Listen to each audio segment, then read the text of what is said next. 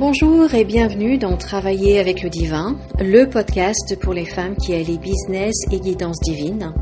Je suis Valérie Chanudet, canal, accompagnante spirituelle et formatrice. Ici, je vous partage des clés, des élans, des canalisations, des prises de conscience pour œuvrer avec l'âme, vous connecter à la source et incarner pleinement votre mission. Merci d'être ici. Installez-vous, ouvrez votre cœur et laissez la vibration faire son œuvre.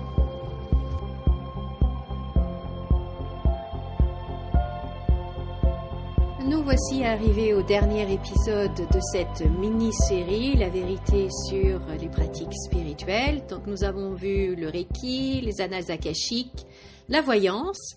Et dans l'épisode d'aujourd'hui, nous allons parler de la canalisation.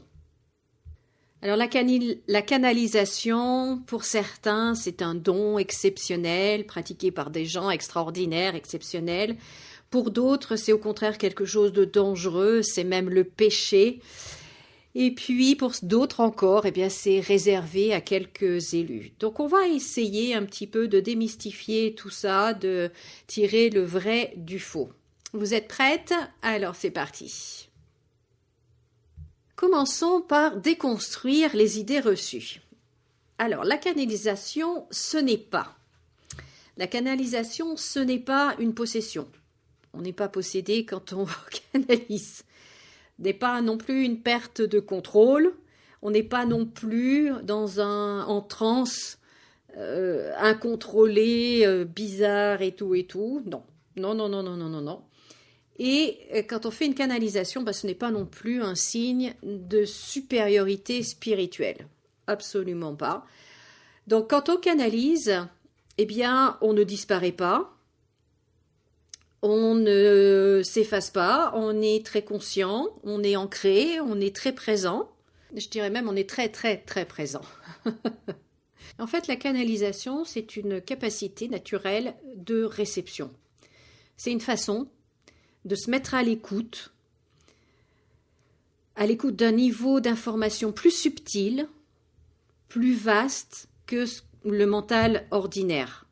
Voyez ? Donc, canaliser, ce n'est pas entendre des voix au sens, je dirais, caricatural, c'est plutôt de percevoir des informations, des ressentis, des images, des compréhensions, une connaissance, mais ça ne vient pas du mental. C'est vraiment un état de présence plus élargi. C'est vraiment être à l'écoute d'une information plus subtile. Alors, pour être franche, tout le monde canalise. Vraiment. Tout le monde canalise, mais canalise à sa manière. C'est vraiment, la canalisation, ce n'est pas réservé à une élite, à des gens qui sont spirituellement plus élevés, plus évolués. Non, tout le monde canalise, mais pas de la même façon. Pour certaines personnes, ça va être l'intuition, pour d'autres, ça va être via le ressenti corporel, pour d'autres, ça va être sous forme de créativité, d'autres, ça va être l'écriture, la parole. Et en fait, ce qui est important, ce n'est pas, entre guillemets, le don, ce don-là, non, c'est la confiance que vous accordez à ce que vous percevez, à ce que vous recevez. C'est en ça, en fait, c'est ce qui fait la différence entre telle personne et telle personne, c'est la confiance accordée à ce qui est reçu, à ce qui est perçu. Mais tout le monde canalise, tout le monde canalise. Ce qui empêche souvent de réaliser qu'on est canal, c'est de vouloir tout contrôler. C'est le mental.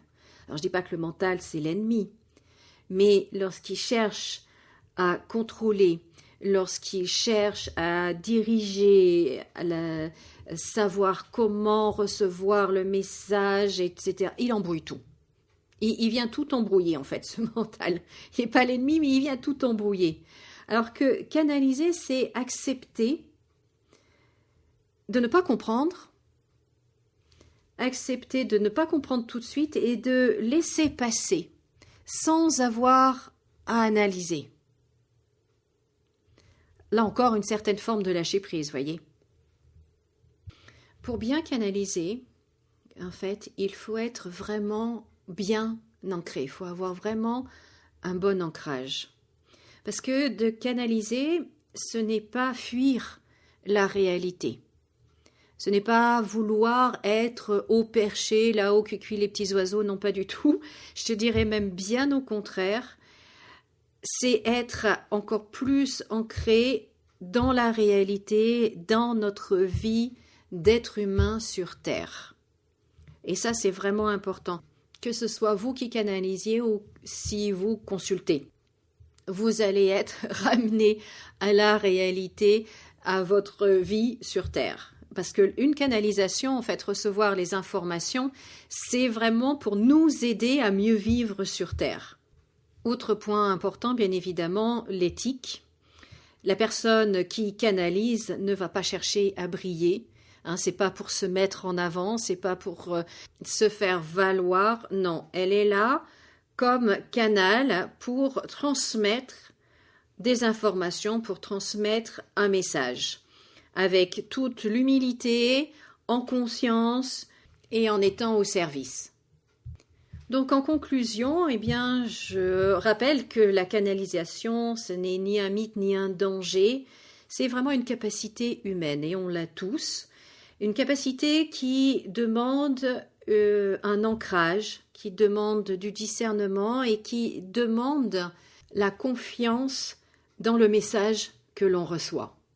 Et lorsqu'une canalisation est faite avec justesse, elle vous ramène vraiment à vous-même, elle vous ancre, elle vous incarne un peu encore plus dans cette vie terrestre. Et c'est juste fabuleux, vraiment. Donc voilà ce que je pouvais vous dire sur la canalisation dans cet épisode. Merci beaucoup d'avoir écouté. Merci beaucoup d'avoir suivi cette mini-série. C'est le dernier épisode de cette mini-série. J'espère que cette mini-série vous aura plu. J'espère qu'elle vous aura permis de remettre la vérité, de la paix, de la clarté sur ces diverses pratiques spirituelles qui sont souvent mal comprises. Et dans le travail avec le divin, vous voyez qu'il n'y a pas de hiérarchie, il y a de la présence, de l'humilité et surtout beaucoup d'amour. En tout cas, je vous remercie beaucoup de m'avoir écouté. Pensez à vous abonner à mon podcast, pensez à liker cet épisode, à le partager. Et puis, je vous retrouve jeudi prochain pour un autre épisode. En attendant, souriez, rayonnez, passez une bonne semaine. Au revoir.